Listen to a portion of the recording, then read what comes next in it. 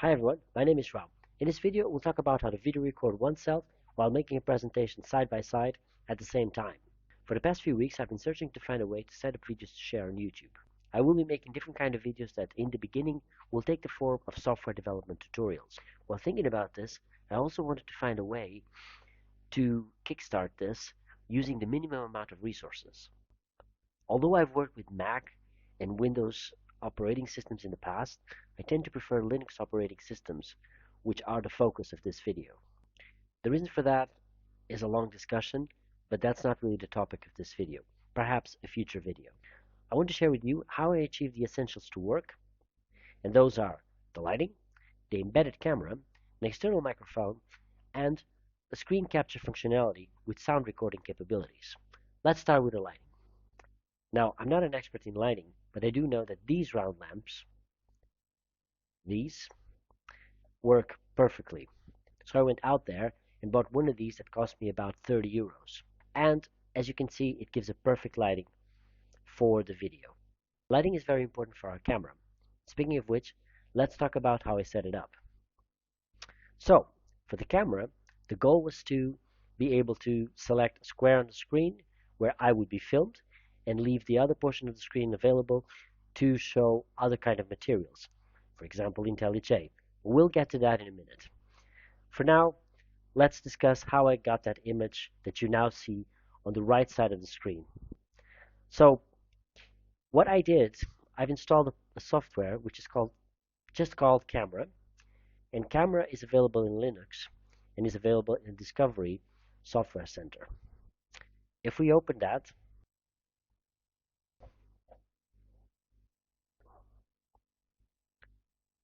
if we search for camera, we'll see that it will come up as one of the first few hits, in this case the second hit. And if we open it, we'll see the description here. We'll probably not have good reviews on it. I personally had a great experience with it because it's just very, very simple. So if you install it, you will be able to have this, what I have right now here. For my case, it looks pretty good this way. So now I have the camera running. I have myself in the screen, and I have this whole portion of the screen where I can put whatever I want. This takes us now to the next step. So let's talk about the microphone. The microphone was surprisingly a very challenging experience. I did not expect it to run through so many hoops trying to install just a simple microphone. So first, let's start with what I first did was to buy a cheap and inexpensive microphone. The one you see right now. This is actually not just a microphone, it's a headset with a microphone. You can see it here. And this microphone is connected via an output jack, 3.5mm jack, to the computer, so it's an analog input. And it has a USB to, essentially, for what I gather, just to get these lights to work. But the important part is the microphone. Now, I had assumed that it would be just as easy as connecting the jack in, the analog input, and we would be fine. We would have a microphone. Well, it didn't take long to realize that my machine didn't do that. So let's have a look at what I have at the moment. So if I open a new console and I type in uname-all, then we can see here the name of my computer, which is this one, and then we also see the Ubuntu version. So the Ubuntu version is 22.04.1. This version apparently, after my research, seems to have issues with connecting sound directly to the computer. Apparently the main board doesn't work very well, but it is a combination between the operating system and the actual machine. Some people are successful in fixing this problem, others have not yet found a solution. So one of the things that stood out to me is, for example, this article here on Stack Overflow. But in this case, it's just one example. I went through many of these blogs, and essentially they have here a lot of different options to install. to use Elsa, to use different things, both audio. I tried all of this and nothing worked for me. So I had to be a bit creative. How did I do that? Well, I bought a converter. So in this case, the converter is a 3.5 millimeter input jack to a USB-C output plug.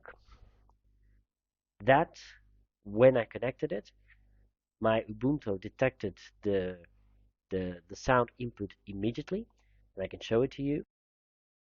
So if I go to sound, you will see that we have here microphone USB audio mono.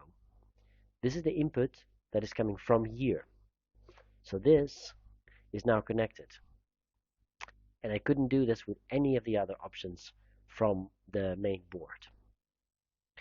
To get the headset connected, I usually connect it like this directly to the computer, and this normally works. In my case, it didn't work. So I had to buy that converter. With the converter, it looks like this. So we've got here the output jack, an input jack, and the output USB-C. This output USB-C is the one that then gets connected to the computer, and then we get immediately the analog input available. So now I have the microphone, I have the camera, I have the lighting. So now it's time to talk about the recording software. In Linux, in this case Ubuntu, if you want to capture the screen, normally what you do, you press print screen and you get this screen. It's just an image and you have different options to select.